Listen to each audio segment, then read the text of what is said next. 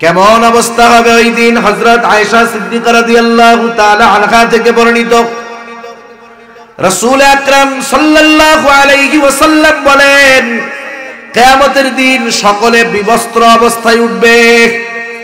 আয়েশা সিদ্দিকা রাদিয়াল্লাহু তাআলা আনহা বলেন, ইয়া রাসূলুল্লাহ, মানুষেরা কি একে অপরের দিকে তাকাবে না? মানুষেরা কি লজ্জা পাবে না? নবীজি বললেন, ও আয়েশা, মানুষ এতটা চিন্তিত ভীত থাকবে, কেউ কারো দিকে তাকানোর কথা কল্পনাও করবে না। ওই যে জালেম যারা, পাপী যারা, তারা সেই দিন বলবে, ক্বালু ইয়া ওয়াইলানা মান বা'আসানা মিন মারকাদিনা।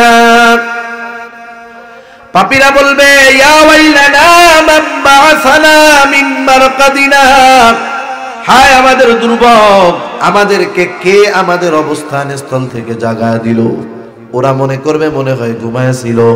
এইবার মুমিনরা অথবা ফেরেশতারা জবাব দিবে, হাযা মা ওয়া'আদার রহমানু ওয়া সাদাকাল মুরসালুন। মুমিনরা অথবা ফেরেশতারা জবাব দিবে, হাযা মা ওয়া'আদার রহমান, এটাই হলো দয়াময়ের সেই প্রতিশ্রুত দিবস, যেই দিবসের সত্যায়ন রাসূলগণ করেছেন। প্রত্যেকটা নবী, প্রত্যেকটা রাসূল উম্মতদেরকে দাওয়াত দিছে, আল্লাহর হুকুম মানো, নবীর কথা মানো, আল্লাহ তাআলার প্রতি ঈমান আনো, দুনিয়ায় শান্তি পাবা, আখিরাতে মুক্তি পাইবা। যদি আল্লাহর হুকুম না মানো, বেঈমান হও, কিয়ামতের দিন কিন্তু তোমাদের জন্য নির্ধারিত হয়ে যাবে জাহান্নাম।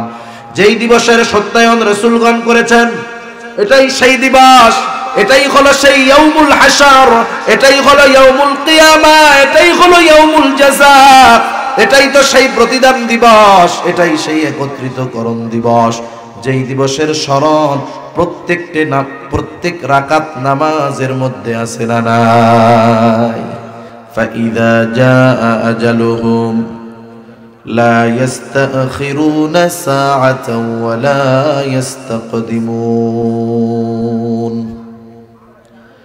আল্লাহ রাব্বুল আলামিন জানায় দেন, নির্ধারিত সময় যখন উপস্থিত হয়ে যাবে, এর এক মুহূর্ত আগেও মরণ হবে না, এক মুহূর্ত বিলম্ব হবে না।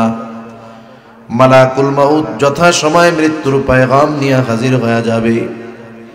আমাদের অঞ্চলে যখন কোনো মানুষ মারা যায়, তার ব্যাপারে যেই প্রচার করা হয়, ঘোষণা করা হয়, বলা হয়, অমুক এলাকার অমুক আজ বিকাল 5 ঘটিকার সময় ইন্তেকাল করিয়াছে, আগামী দিন সকাল 8টার সময় অমুক ময়দানে তার জানাজা হবে।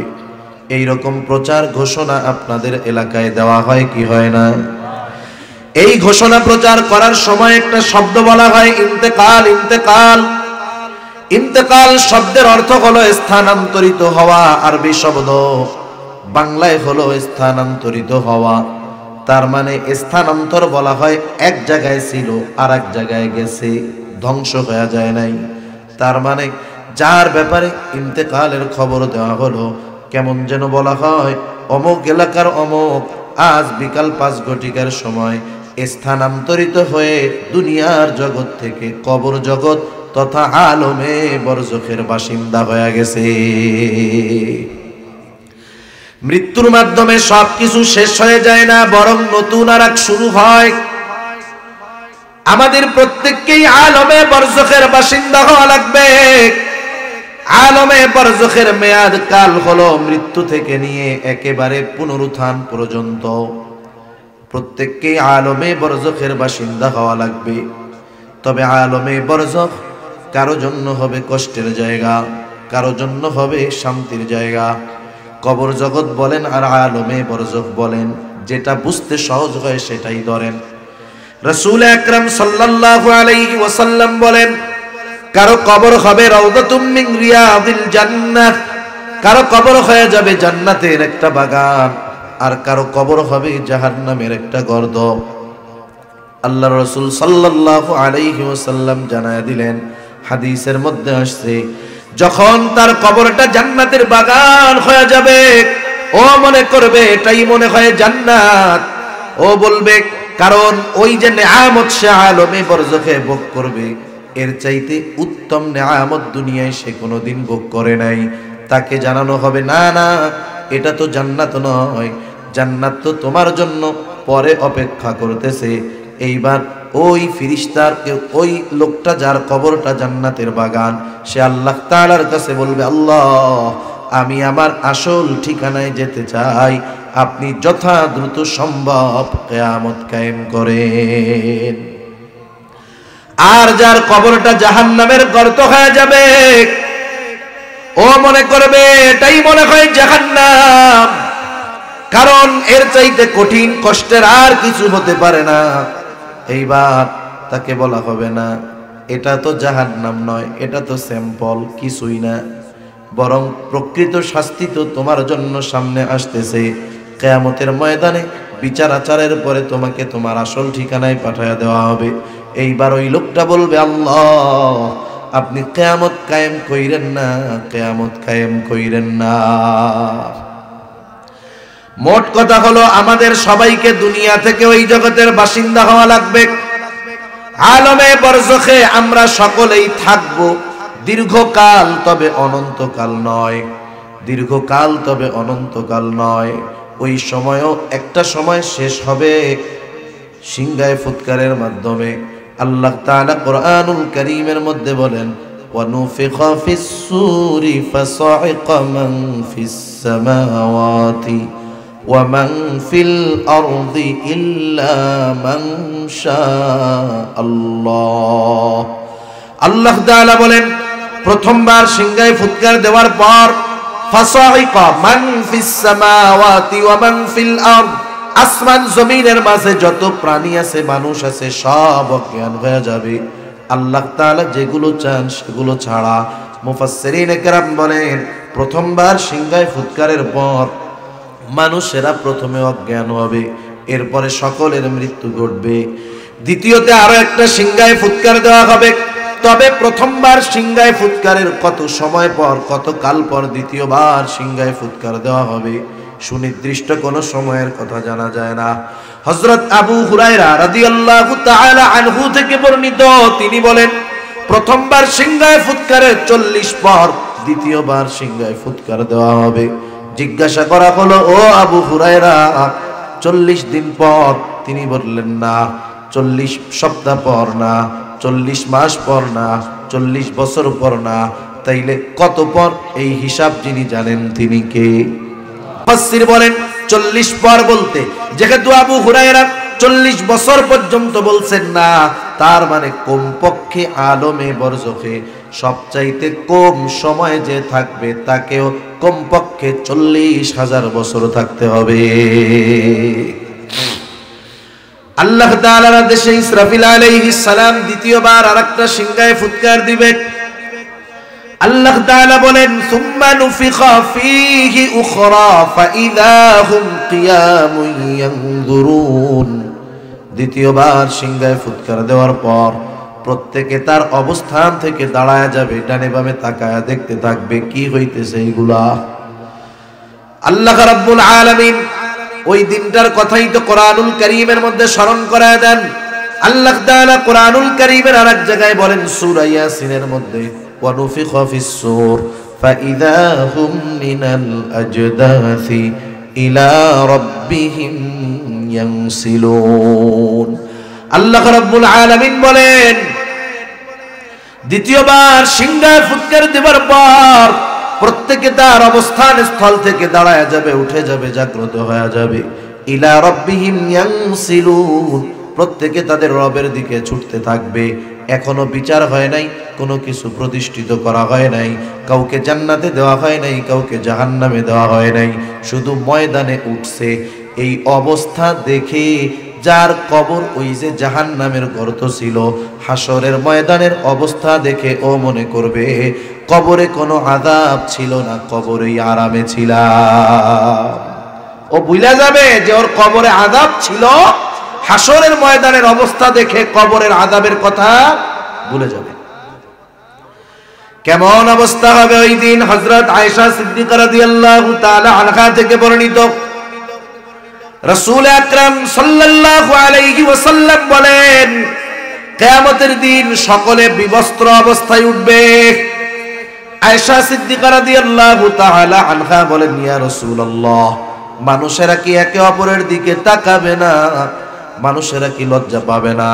নবীজি বললেন, ও আয়েশা, মানুষ এতটা চিন্তিত ভীত থাকবে, কেউ কারো দিকে তাকানোর কথা কল্পনাও করবে না। ওই যে জালেম যারা, পাপী যারা, তারা সেই দিন বলবে, ক্বালু ইয়া ওয়াইলানা মান বা'আসানা মিন মারকাদিনা। পাপীরা বলবে, ইয়া ওয়াইলানা মান বা'আসানা মিন মারকাদিনা, হায় আমাদের দুর্ভোগ, আমাদেরকে কে আমাদের অবস্থান স্থল থেকে জাগায় দিল। ওরা মনে করবে মনে হয় ঘুমায় ছিল। এইবার মুমিনরা অথবা ফেরেশতারা জবাব দিবে, হাযা মা ওয়া'আদার রহমানু ওয়া সাদাকাল মুরসালুন। মুমিনরা অথবা ফেরেশতারা জবাব দিবে, হাযা মা ওয়া'আদার রহমান, এটাই হলো দয়াময়ের সেই প্রতিশ্রুত দিবস, যেই দিবসের সত্যায়ন রাসূলগণ করেছেন। প্রত্যেকটা নবী, প্রত্যেকটা রাসূল উম্মতদেরকে দাওয়াত দিছে, আল্লাহর হুকুম মানো, নবীর কথা মানো, আল্লাহ তাআলার প্রতি ঈমান আনো, দুনিয়ায় শান্তি পাবা, আখিরাতে মুক্তি পাইবা। যদি আল্লাহর হুকুম না মানো, বেঈমান হও, কিয়ামতের দিন কিন্তু তোমাদের জন্য নির্ধারিত হয়ে যাবে জাহান্নাম। যেই দিবসের সত্যায়ন রাসূলগণ করেছেন, এটাই সেই দিবস, এটাই হলো সেই ইয়াউমুল হাশর, এটাই হলো ইয়াউমুল কিয়ামা, এটাই হলো ইয়াউমুল জাযা, এটাই তো সেই প্রতিদান দিবস, এটাই সেই একত্রিতকরণ দিবস, যেই দিবসের স্মরণ প্রত্যেক রাকাত নামাজের মধ্যে আছে না নাই? সূরা ফাতিহা ইমামের পেছনে যখন নামাজ পড়ি, ইমাম পড়ে কেরাত, ইমামের কেরাত, মুসল্লির কেরাত, একা যখন পড়ি নামাজ, তখন নিজে সূরা ফাতিহার মধ্যে বলি মালিকি ইয়াউমিদ্দিন, বলি কি বলি না? ইমাম সাহেব বলে কে বলে না? এই যে মালিকি ইয়াউমিদ্দিন, কোন দিনের কথা? তথা ওই কিয়ামতের দিবসের কথা, যেই দিনের একচ্ছত্র অধিপতি, যেই দিনের অধিপতি হলেন আল্লাহ। আল্লাহ তাআলা সেই দিন আমাদেরকে আমাদের কর্মের পূর্ণ প্রতিদান দিবেন। এই জন্য ওই দিবসের নাম হলো ইয়াউমুল জাযা।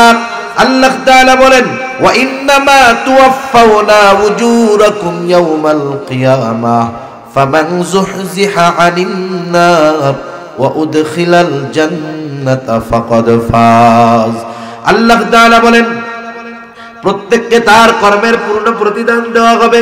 সেই দিন যাকে আগুন থেকে বাঁচায়া জান্নাতে প্রবেশ করানো হবে, আল্লাহ তাআলা বলেন ফাকাদ ফাজ, সে সফল হয়ে যাবে। তার মানে ওই দিন আমাদের দুনিয়ার কর্মের পূর্ণ প্রতিদান আল্লাহ দিবেন। শুধু তাই না, প্রতিদান দেওয়ার জন্য দুইটা জিনিস দরকার। এক নাম্বার দরকার হলো ওই কর্মের সাক্ষী, দুই নাম্বার দরকার হলো ওই কর্ম সংরক্ষণ দলিলপত্র। আল্লাহ তাআলা সাক্ষীও রাখছেন, কর্ম সংরক্ষণ করছেন।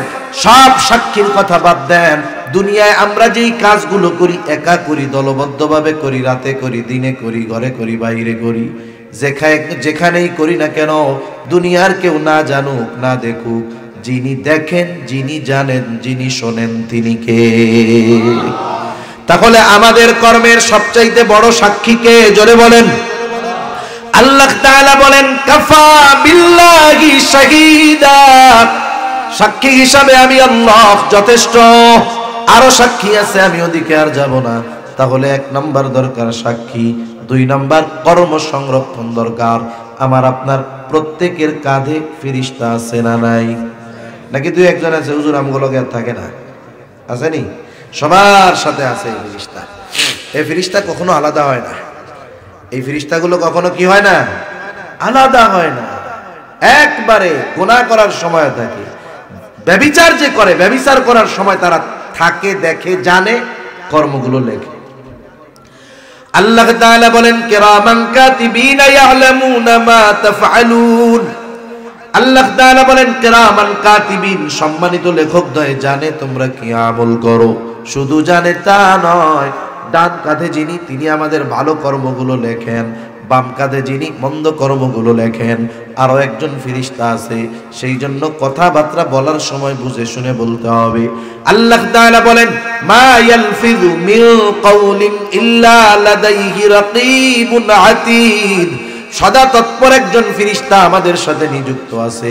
মানুষ যা জবান দিয়ে বলে আল্লাহ তাআলা জানায় দেন, ওই সদা তৎপর ফেরেশতা ওই কথাটাকে সাথে সাথে সংরক্ষণ করে রাখে। এই কথা তো আল্লাহ আরো আগে জানাইলেন যে কথা ধ্বংস হয় না, কিন্তু এই জামানায় বিজ্ঞানীরা বলতেছে মানুষ যেই কথাগুলো বলে কথাগুলো কিন্তু ধ্বংস হয়ে যায় না, কথাগুলো বাতাসের মধ্যে থাকে, বাতাসের মধ্যে উড়ে, এই কথাগুলো ধ্বংস হয় না। বিজ্ঞানীরা এখন চেষ্টা করতেছে যে আমাদের অতীতের বড় বড় মনীষী যারা ছিলেন বাতাসের মধ্য থেকে তাদের কথাগুলোকে বাহির করার জন্য এই চেষ্টা তারা করতেছে। বলেন তো, যেই আল্লাহ মানুষকে এই জ্ঞান দান করলেন, ওই জ্ঞান দ্বারা তারা বুঝতে পারলো মানুষের কথা বাতাসে আছে, ওই আল্লাহ যদি কিয়ামতের ময়দানে বলে, ওরে বাতাস, আব্দুর রহিম দুনিয়ায় কত কথা বলছে, সব কথাগুলো আলাদা করে আমার সামনে হাজির করো, বলেন তো আল্লাহর জন্য এটা সহজ নাকি অতি সহজ? অতি সহজ, অতি সহজ। তাহলে আমাদের কাজ রেকর্ড হয়, লেখা হয়, কথা সংরক্ষণ হয়, সবগুলা আমলনামা ফাইল আকারে প্রস্তুত হয়ে যায়। কিয়ামতের দিন, ওই যে ইয়াউমুল হাশর, যেই দিন সকলকে একত্রিত করা হবে, ওই দিন আল্লাহ তাআলা আমার আপনার দুনিয়ার সব কর্মগুলো ছাইড়া দিবে। মাঝে মধ্যে দেখেন ওই যে ভিডিও ফাঁস হয়, ভিডিও ফাঁস দেখেন না, যখন খুব লাফালাফি করে হঠাৎ করে আমরা দেখি যে কাকুর ভিডিও একটা ফাঁস হয়ে গেছে, দেখেন না, কাকুর ভিডিও ফাঁস হয়েছে, কাকু এক ভিডিও ফাঁসে কুল ঠান্ডা হয়ে গেছে, বুঝছেন তো কোন কাকু? একটু চিন্তা করে দেখেন, ওর কর্মটা সংরক্ষণ ছিল ও জানে না। দুনিয়ার মানুষ যদি আরেক মানুষের কর্ম সংরক্ষণ করে রাখতে পারে, আল্লাহ তাআলা পারেন কি পারেন না? কিয়ামতের দিন ওই আমলনামা মানুষের কাছে আল্লাহ তাআলা পৌঁছায় দিবেন। আমলনামাগুলো ছেড়ে দেওয়া হবে, কারো আমলনামা ডান হাতে, কারোটা বাম হাতের মধ্যে যাবে। যার মন চায় ডান হাতে, যার মন চায় বাম হাতে নিতে পারবে না, বরং আমলনামা কে ডান হাতে পাবে কে বাম হাতে পাবে এটা নির্ধারণ করবেন যিনি, তিনি কে? আমলনামাগুলো কারো ডান হাতে, কারো বাম হাতে। ডান হাতে যারা আমলনামা পেল তারা তো সফল, তারা আনন্দিত হয়ে যাবে। আল্লাহ তাআলা কোরআনুল কারীমের মধ্যে বলেন, যারা ডানপন্থী ডান হাতে আমলনামা পাইবে, আল্লাহ তাআলা বলেন, ফাআম্মা মান উতিয়া কিতাবাহু বিয়ামিনি ফায়াকুলু হাউম ইকরাউ কিতাবিয়াহ। আল্লাহ তাআলা বলেন, যারা ডান হাতে আমলনামা পাবে তারা আনন্দে অন্যদেরকে বলবে, হাউম ইকরাউ কিতাবিয়াহ, এই তো আমার কিতাব, তোমরা পড়ো। খুশির ঠেলায়, আনন্দের ঠেলায় বলবে পড়ো। কেন ডান হাতে আমলনামা সে পাইল, এর কারণটাও কেমন যেন সে বলবে। সে বলবে, ইন্নী যানানতু আন্নী মুলাকিন হিসাবিয়া। আমি ডান হাতে আমলনামা পাওয়ার কারণ হলো আমি এই ব্যাপারে দৃঢ় বিশ্বাস করতাম যে আমাকে আমার হিসাবের মুখোমুখি হওয়া লাগবে, হিসাবের সামনে দাঁড়ানো লাগবে। এই বিশ্বাস দুনিয়ায় রাখতাম, মন্দ কাজ ত্যাগ করতাম, ভালো কাজ করতাম। এই জন্য কিয়ামতের ময়দানে আমলনামা কোন হাতে? ডান হাতে আমলনামা এই জন্য পেয়েছে। আরেক দল বাম হাতে আমলনামা পাবে, সামনাসামনি নয়। বাম হাতে যারা আমলনামা পাবে তাদের হাতটাকে বুক চিরে পেছন দিকে নেওয়া হবে, এরপরে বাম হাতে আমলনামা দেওয়া হবে। আমলনামা পাবার পর তারা বলবে, ওয়া আম্মা মান উতিয়া কিতাবাহু বিশিমালি ফায়াকুলু ইয়া লাইতানি লাম উতা কিতাবিয়া ওয়া লাম আদরি মা হিসাবিয়া। বাম হাতে আমলনামা পাবার পর সে বলবে, ইয়া লাইতানি লাম উতা কিতাবিয়া, হায় রে আমার কপাল পোড়া দুর্ভোগ, আমি যদি এই আমলনামা না পাইতাম। শুধু তাই না, ওয়ালাম আদরি মা হিসাবিয়া, আমি যদি আমার এই হিসাবের খবরটা না জানতাম কতই না ভালো হতো। মোট কথা হলো, ডান হাতে আমলনামা পাবে তারা দুনিয়ায় নেক কাজ করে যারা, বাম হাতে আমলনামা পাবে তারা, দুনিয়ায় বেঈমান আর বদ কাজ করে যারা। আপনারা বাংলা একটা পড়ছেন, কর্ম যেমন ফল তেমন, ঠিক না? যেমন কর্ম তেমন ফল। আল্লাহ তাআলা বলেন কুল্লু নাফসিন বিমা কাসাবাত রাহিনা। আল্লাহ তাআলা বলেন প্রত্যেকটি প্রাণ তার কর্মের নিকটে দায়বদ্ধ। মুফাসসিরিনে কেরাম বলেন এই জায়গায় উদ্দেশ্য হলো গুনাহগার যারা, বাম হাতে আমলনামা পেয়েছে যারা, বদকার যারা, তারা তাদের নিজেদের বদ কর্মের জন্য আবদ্ধ থাকবে তথা জাহান্নামে আবদ্ধ থাকবে। ইল্লা আসহাবাল ইয়ামিন, তবে যারা ডান হাতে আমলনামা পেয়েছে তারা নয়, কারণ ডান হাতে যারা আমলনামা পাবে তাদের ঠিকানা হলো জান্নাত। এইবার দুনিয়ায় বলেন তো যারা জান্নাতে যাবে, ডান হাতে আমলনামা পায় যারা জান্নাতে যাবে, জান্নাতে গিয়ে তারা দুনিয়ায় যার সাথে পরিচয় ছিল জান্নাতে গিয়ে সবাইকে খুঁজতে থাকবে। এই যে মাহফিল আয়োজন করেছে যুবকেরা, একজন যদি জান্নাতে যায় বাকি বন্ধুদেরকে খুঁজবে, পরিচিতদেরকে খুঁজবে।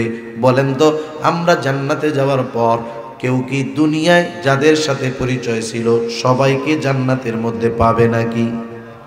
কারণ সব তো জান্নাতি না, কিছু জাহান্নামীও আছে না নাই? আল্লাহ তাআলা জান্নাতি আর জাহান্নামীদের মধ্যে দেখা ও কথাবার্তার ব্যবস্থা করে দিবে। কারণ জান্নাতি যখন দুনিয়ার সবাইকে খুঁজে জান্নাতি পাবে না, তার মনের মধ্যে চিন্তা আসবে, হায় রে দুনিয়াতে একসাথে খেলাধুলা করতাম, দোস্ত কই গেল, মনে কি চায় কি বলে। জান্নাতে গিয়ে যা মন চাবে সব কিছু জানবেন কে? আল্লাহ তাআলা এই জন্য জান্নাতি আর জাহান্নামীদের মধ্যে দেখা ও কথাবার্তার ব্যবস্থা করে দিবে। জান্নাতীরা জাহান্নামীদের দেখবে, জাহান্নামীরা জান্নাতীদেরকে দেখতে থাকবে। জান্নাতি জাহান্নামীর দিকে তাকায় দেখবে, হায় রে এই তো আমার সেই দোস্ত, এই তো আমার সেই বন্ধু, দুনিয়ায় একসাথে খেলাধুলা করতাম, একসাথেই লেখাপড়া করতাম, আজকে আমি জান্নাতি ও জাহান্নামী। ও এইবার আল্লাহ তাআলার কাছে জান্নাত পাওয়ার কারণে কৃতজ্ঞতার মাত্রা বাড়ায় দিয়া বলবে, আল্লাহ দুনিয়ায় একসাথেই তো চলতাম, একই মাঠে খেলতাম, একই সাথে চলাফেরা করতাম, আল্লাহ আজকে আপনি যদি আমার প্রতি দয়া না করতেন, মেহেরবানি না করতেন, আমিও হয়তো তার সাথে জাহান্নামের মধ্যে থাকা লাগতো। আল্লাহ জান্নাতি আল্লাহ তাআলার প্রতি নেয়ামতের কৃতজ্ঞতা আরো বাড়ায়া দিবে। এইবার জাহান্নামী জান্নাতের দিকে তাকায় দেখবে, জান্নাতের মধ্যে তার বন্ধুরে দেখা যায়। এই দৃশ্য দেখার পর জাহান্নামী এমনিই তো কষ্টের মাঝে আছে, বন্ধুকে জান্নাতে দেখার পর তার মধ্যে আফসোস বেড়ে যাবে। আফসোস, আফসোসের কারণে মানুষের কষ্ট বেড়ে যায়। কারণ দুনিয়াতে এরকম অনেক আছে, দুনিয়াতে একসাথে লেখাপড়া করে, একই মাঠে খেলে, নামাজের সময় হলো আসরের নামাজের সময়, এইবার এক বন্ধু বলে, ভাই বাইসা থাকলে ক্রিকেট ফুটবল বহুত খেলা যাবে, চলো নামাজটা পড়ে আসি। সে একা যায়, তার ডাকে কেউ সাড়া দেয় না, হয় কি হয় না?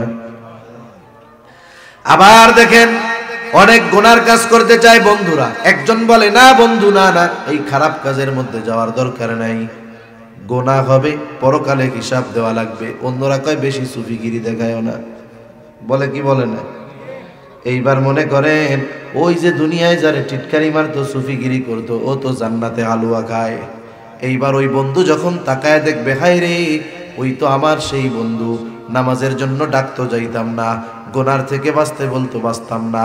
আফসোস করে বলবে, আহারে ওর কথাটা যদি সেই দিন আমি মাইনা নিতাম, আজকে আমিও ওর সাথে জান্নাতে থাকতে পারতাম।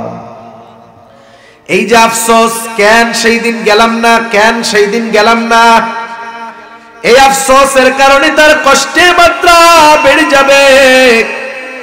এইবার আল্লাহ তাআলা জান্নাতি আর জাহান্নামীদের মধ্যে কথাবার্তার ব্যবস্থা করে দিবে। কারণ জান্নাতি বন্ধুর জানতে মন চায়, আমার বন্ধুরা কেন জাহান্নামে গেল, ওই লোকগুলো কেন জাহান্নামে গেল।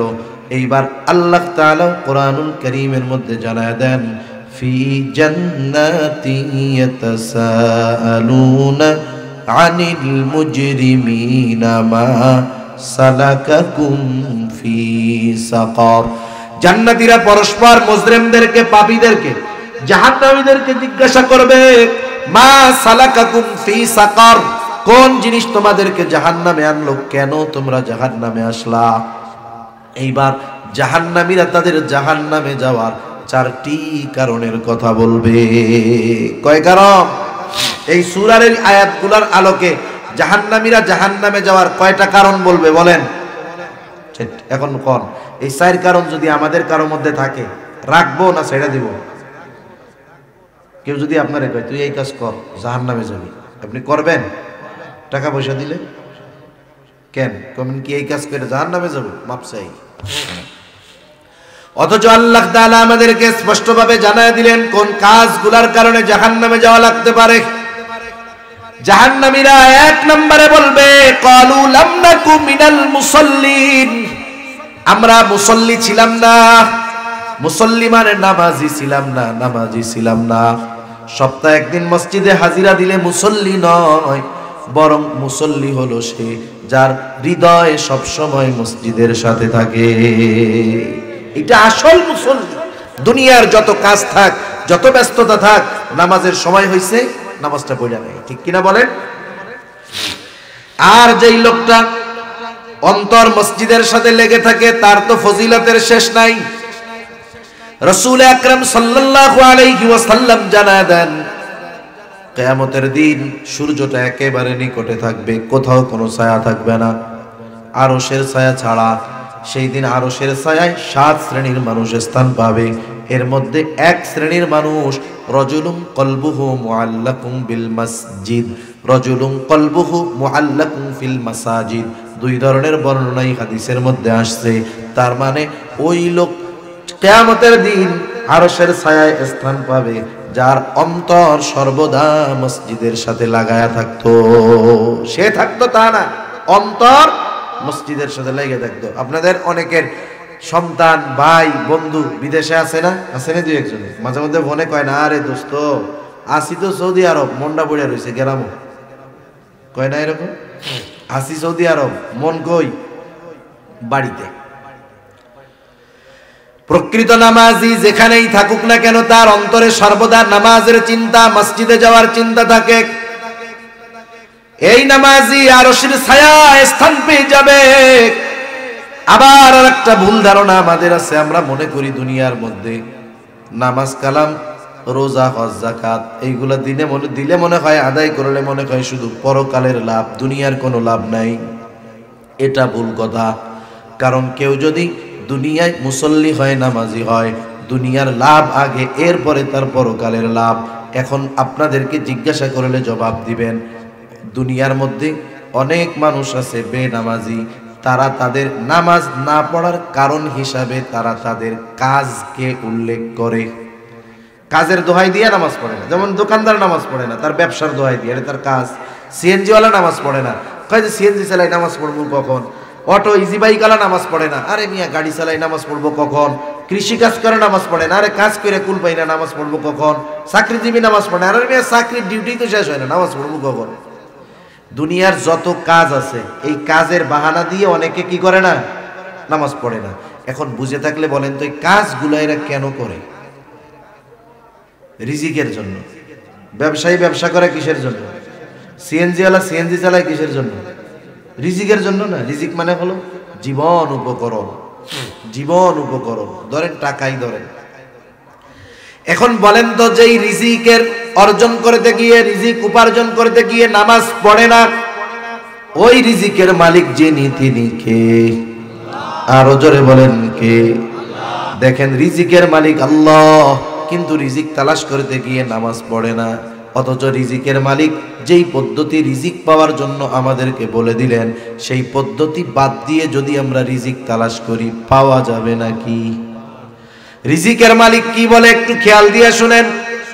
আমরা যদি মনে করি আমার কাজ আমাকে খাওয়ায়, আমার ব্যবসা আমাকে খাওয়ায়, আমার চাকরি আমার রিজিকের বন্দোবস্ত করে, ঈমানের মধ্যে সমস্যা হয়ে যাবে।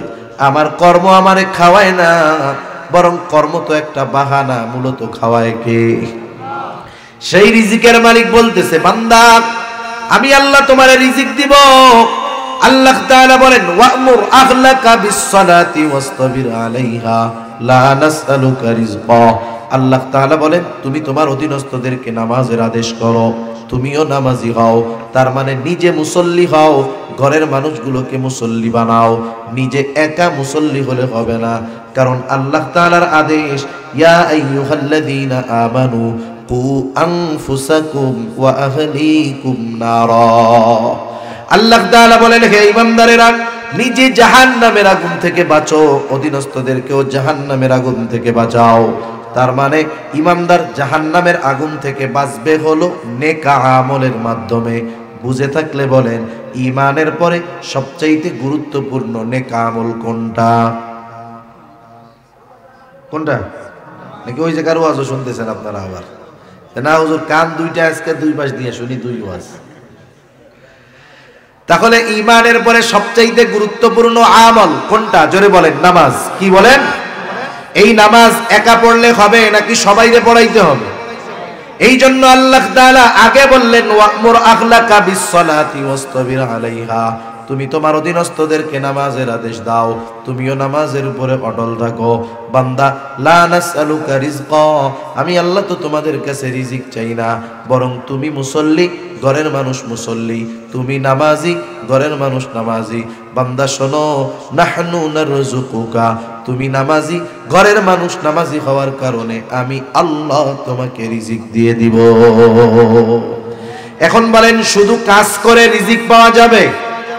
সাথে সাথে মুসল্লি হতে হবে। আমরা যদি নামাজি হই, ব্যবসায়ী নামাজি, ব্যবসায়ী সিএনজি নামাজি, সিএনজি নামাজি, কৃষক নামাজি, চাকরিজীবী যদি হই, কর্মের সাথে সাথে যদি সালাত নামাজ ঠিক রাইখা মুসল্লি উপাধিটা লাগায় নিতে পারি, হয়তো অল্প আয় হবে কিন্তু বরকত দিবে কে? আর মূল কথা হলো জাহান্নামীরা জাহান্নামে যাওয়ার এক নাম্বার কারণ তারা মুসল্লি নয়, আমরা মুসল্লি হব। দুই নাম্বার, জাহান্নামীরা তাদের জাহান্নামে যাওয়ার কারণ হিসাবে বলবে আমরা মিসকিনদেরকে খানা দিতাম না, ওয়ালাম নাকু নুতঈমুল মিসকিন, আমরা মিসকিনদেরকে খানা দিতাম না। সাধারণভাবে মানুষকে খানা খাওয়ানো ফজিলতের কাজ। রাসূল আকরাম সাল্লাল্লাহু আলাইহি ওয়াসাল্লামের কাছে একজন আয়েশা জিজ্ঞাসা করতেছে, ইয়া রাসূলুল্লাহ আইয়ুল ইসলামি খাইর, ইসলামের মধ্যে সর্বোত্তম কাজ কোনটা? নবীজি বললেন তুতঈমুত তাআম ওয়া তাকরাউস সালাম আলা মান আরাফতা ওয়া মান লাম তারিফ। নবীজি বললেন শোনো, তুমি মানুষকে খানা খাওয়াও আর পরিচিত অপরিচিত সবাইকে বেশি বেশি সালাম দাও। নবীজি বললেন খানা খাওয়াও মানুষকে, কোন স্তর বিন্যাস নবীজি করেন নাই।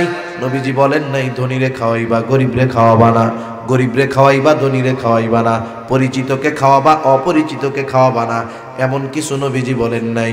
গরিব হোক ধনী হোক, পরিচিত হোক অপরিচিত হোক, দেশি হোক বিদেশি হোক, খানা যদি কেউ কাউকে আল্লাহর সন্তুষ্টির জন্য খাওয়ায়, এই খানা খাওয়ানোর মধ্যে ফজিলত আছে না নাই? সাহাবায়ে কেরাম খানা খাওয়াইতো। আমরা তো অনেক সময় মানুষদের দাওয়াত দিয়া শুধু দাওয়াতই করি না, ডাকাতিও করি। আপনাদের এলাকায় সিস্টেম আছে কিনা জানি না, বিবাহের দাওয়াত দিয়া আইনা খাওয়ায়, আবার টেবিল পাইতা টাকাও কালেকশন করে। আছে? এটারে দাওয়াতি না, এটার আধুনিক নাম হলো ডাকাতি। কি নাম? খাইব কয়টিয়া? নইলে 200 টাকা খাইব, 500 1000 এরকম দেওয়া যাইব। এটার নাম দাওয়াতি না, এটার নাম ডাকাতি। এই ধরনের খাওয়ানোর মধ্যে কোনো ফজিলত নাই। সাহাবায়ে কেরাম আল্লাহর জন্য খাওয়াইতো, এই জন্য তাদের খাওয়ানোটা আল্লাহ তাআলার কাছে এত পছন্দনীয় হয় যে তাদের অবস্থা আল্লাহ তাআলা কোরআনুল কারীমের মধ্যেও বলেন। আল্লাহ তাআলা বলেন ইন্নামা নুতঈমুকুম লিওয়াজহিল্লাহ লা নুরিদু মিনকুম জাযাআও ওয়ালা শুকুরা। আল্লাহ তাআলা বলেন তারা খানা খাওয়ায় কি বলে? তারা বলে ইন্নামা নুতঈমুকুম লিওয়াজহিল্লাহ, আমরা তোমাদেরকে আল্লাহর সন্তুষ্টির জন্য খানা খাওয়াইছি, যেহেতু আল্লাহর সন্তুষ্টির জন্য খানা খাওয়াইলাম। লা নুরিদু মিনকুম জাযাআ, আমরা তোমাদের কাছে এই খানা খাওয়ানোর কারণে কোনো প্রতিদান বিনিময় চাই না। শুধু তাই না, আমাদেরকে খানা খাইয়া তোমরা আমাদেরকে ধন্যবাদ দাও, আমাদের কৃতজ্ঞতা প্রকাশ করো, থ্যাংক ইউ দাও, এটাও চাই না। ওয়ালা শুকুর, আমাদের কৃতজ্ঞতা প্রকাশ করো, ধন্যবাদ দাও, এটাও চাই না, প্রতিদানও চাই না। কারণ খানা খাওয়াইছি কার জন্য? প্রতিদান সেই আল্লাহ দিবে। এই জন্য সাধারণভাবে আল্লাহর জন্য খানা খাওয়াইলে বড় ফজিলত। সাথে সাথে যদি ওই যারে খানা খাওয়াইলাম সে যদি মিসকিন হয়, অসহায় হয়, ফজিলত কম না বেশি? আরো জোরে বলেন, কম না বেশি? রাসূল আকরাম সাল্লাল্লাহু আলাইহি ওয়াসাল্লাম জানায় দিয়েছেন, যাই হোক মুমিন মিসকিনদের খানা খাওয়ানো এটা বড় ফজিলতের কাজ, এটা হলো মুমিনের কাজ। মুমিনের কাজ হলো মিসকিনদের খানা খাওয়ানো, আর মিসকিনদের খানা না খাওয়ানো এটা হলো কাফেরদের কাজ। আল্লাহ তাআলা কোরআনুল কারীমের সূরা মাউনের মধ্যে কাফেরদের কয়েকটা দোষ ত্রুটির কথা শুরুতেই বর্ণনা করেন। এই দোষগুলোর মধ্যে একটা দোষ হলো ওয়ালা ইয়াহুদ্দু আলা তুআমিল মিসকিন। তারা মিসকিনদের কি দেয় না? জোরে বলেন, কি দেয় না? খাবার দেয় না, খাবার দেয় না। তাহলে মিসকিন অসহায়দের খাবার না দেওয়া এটা কাফেরদের স্বভাব। কাদের স্বভাব? কাফেরদের স্বভাব। মিসকিনদের খানা দেওয়া মুমিনের স্বভাব, খানা না দেওয়া কাফেরদের স্বভাব। মিসকিনদের যদি কেউ খানা দেয়, নিজে দেয়, অপরকে খানা দিতে উৎসাহ দেয়। কোরআনুল কারীমের সূরাতুল ফাজরের মধ্যে আল্লাহ তাআলা মানুষের রিজিক সংকীর্ণতার 4টি কারণ বর্ণনা করেন। এর মধ্যে অন্যতম একটি কারণ, যারা মিসকিনদের খানা দেয় না, অপরকেও উৎসাহ দেয় না, আল্লাহ তাআলা দুনিয়ায় তাদের রিজিক সংকীর্ণ বানায় দেন। আল্লাহ তাআলা বলেন ওয়ালা তাহাদ্দুনা আলা তুআমিল মিসকিন। যেহেতু মিসকিনদের খানা না দিলে, অপরকে খানা দিতে উৎসাহ না দিলে রিজিক সংকীর্ণ হয়। এই জন্য যখন কেউ নিজে মিসকিনদের খাওয়ায়, অপরকেও খানা দিতে উৎসাহ দেয়, দুনিয়ায় তার রিজিক প্রশস্ত করে দেন কে? আবার এই মিসকিন যদি আমার আপনার প্রতিবেশী হয়, প্রতিবেশী, তাহলে খানা খাওয়ানো শুধু ভালো কাজ নয়, বরং ঈমান সম্পৃক্ত কাজ।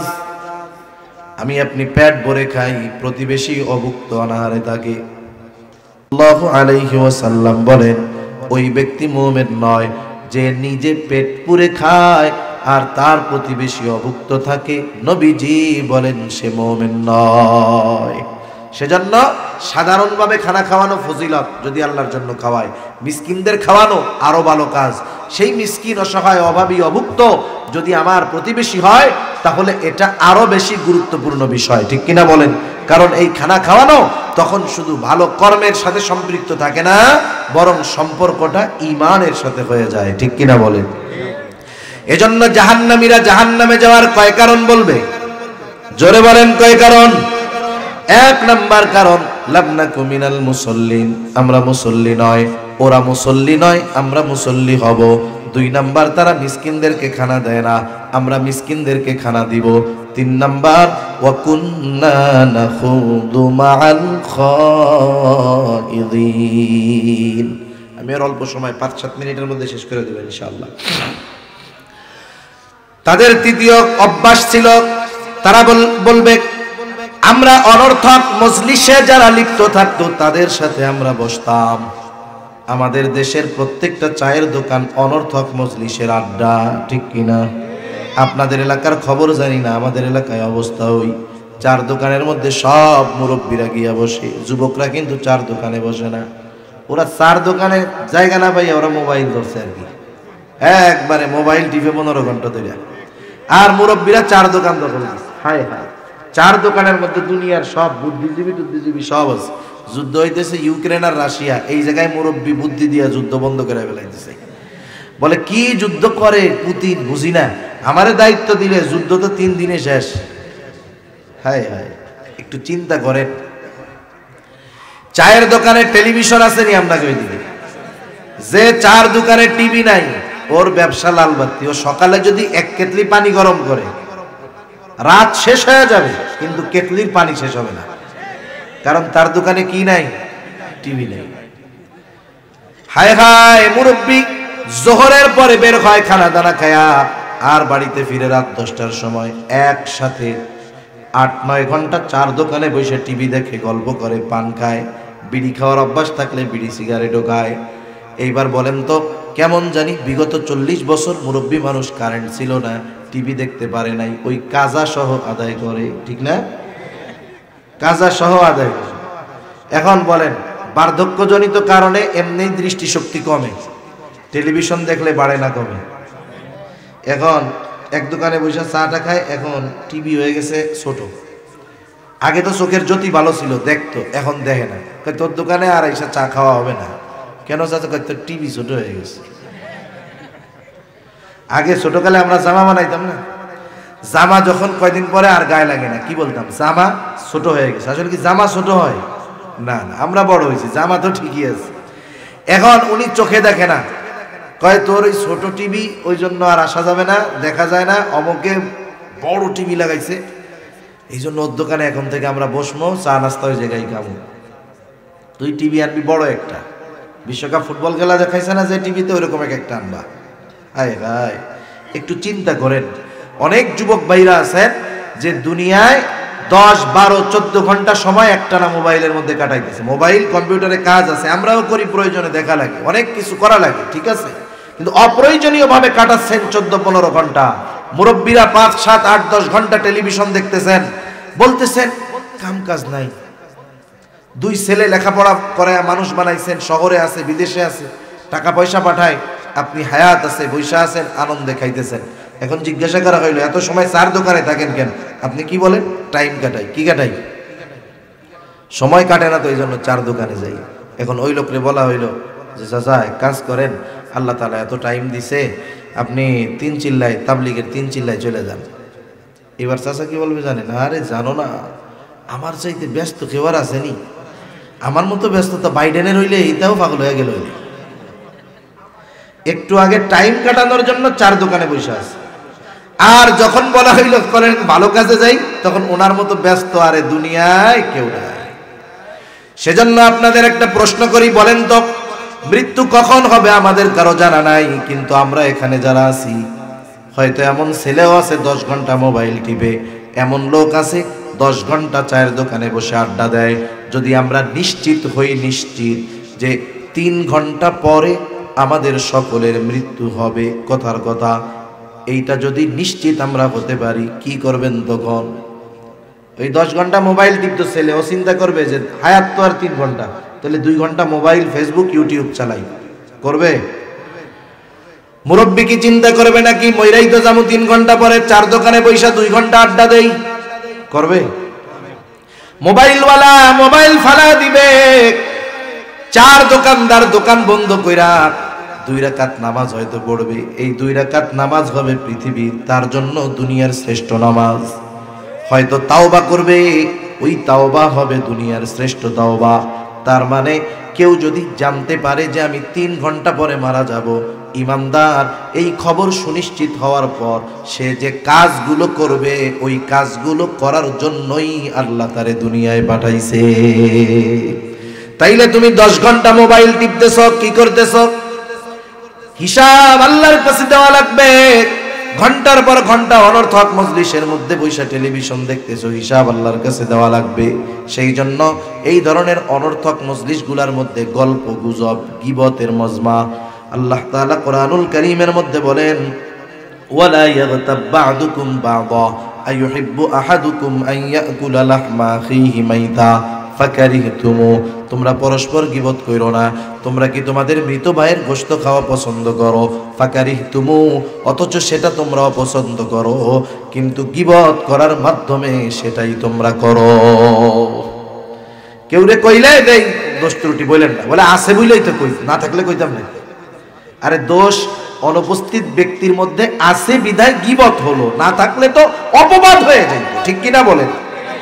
এজন্য আশরাফ আলী থানভী রাহমাতুল্লাহি আলাইহি বলতেন, তোমরা কোন এমন মজলিসের মধ্যে বসবা না যে মজলিসের মধ্যে দুনিয়ারও উপকার নাই, আখিরাতেরও উপকার নাই। কারণ এই ধরনের মজলিসগুলা জাহান্নামে যাওয়ার কারণ হবে। জাহান্নামীরা জাহান্নামে যাওয়ার 4 নম্বর কারণ বলবে, ওয়া কুন্না নুকাযযিবু বিয়াউমিদ্দিন। আমরা কিয়ামতের দিবসকে অবিশ্বাস করতাম। কেউ যদি কিয়ামতের দিবসকে অবিশ্বাস করে, পরকালকে অস্বীকার করে, নামাজ পড়ে নাই, মিসকিনদের খানা দেয় নাই, অনর্থক মজলিসে বসছে, কিন্তু কোনো মতে ঈমান নিয়ে মরতে পারছে, শাস্তি ভোগ করার পর এক সময় জান্নাতে যাবে।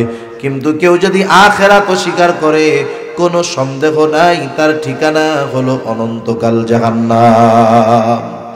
সেজন্য আখিরাতের প্রতি দৃঢ় বিশ্বাস আমাদের রাখতে হবে। এইবার জাহান্নামীরা কেমন যেন বলতেছে, এভাবে চলতেছে আমাদের দুনিয়া, নামাজও পড়ি না, মিসকিনদের খানাও দেই না, ভালো কাজ করি না, অনর্থক মজলিসের মধ্যে বসি, কিয়ামতের প্রতি অবিশ্বাস। হাত্তা আতানাল ইয়াকিন, এমত অবস্থায় দৃঢ় সত্য তথা মৃত্যু চলে আসলো, তাওবা করতে পারলাম না, ভালো কাজ করতে পারলাম না, আমাদের ঠিকানা হয়ে গেল জাহান্নাম। এখন বলেন, জাহান্নামে যাওয়ার যেই 4 কারণ আমাদের কারো মধ্যে থাকলে রাখবো না বাইর করে দিব? জোরে বলেন, থাকবো না রাখবো না বাইর করে দিব? নারায়ে তাকবীর, আরো জোরে নারায়ে তাকবীর। মাশাআল্লাহ, কেউ উঠবেন না, আলোচনা শুনবেন, এরপরে আপনারা যাবেন। আমি যে আলোচনা করলাম মূল বিষয় কথা, যে আমাদের মরে যেতেই হবে, কোনো সন্দেহ নাই। সেজন্য বেঁচে থাকতে ওই কাজগুলো করা যেগুলো আমাকে জান্নাত পর্যন্ত পৌঁছায়া দিবে, ওই কাজগুলো ত্যাগ করা যেগুলো আমাদেরকে জাহান্নাম থেকে বাঁচাবে। আমরা কোরআনুল কারীমের সূরা মুদ্দাসসিরের এই আয়াতগুলোর আলোকে জানতে পারলাম যে জাহান্নামীরা 4 কারণে জাহান্নামে যাবে। আল্লাহ তাআলা আমাদের প্রত্যেককে এই 4টি কর্ম থেকে বেঁচে থাকার তৌফিক দান করুন। সকলে বলি আমিন। ওয়া আখিরু দাওয়া।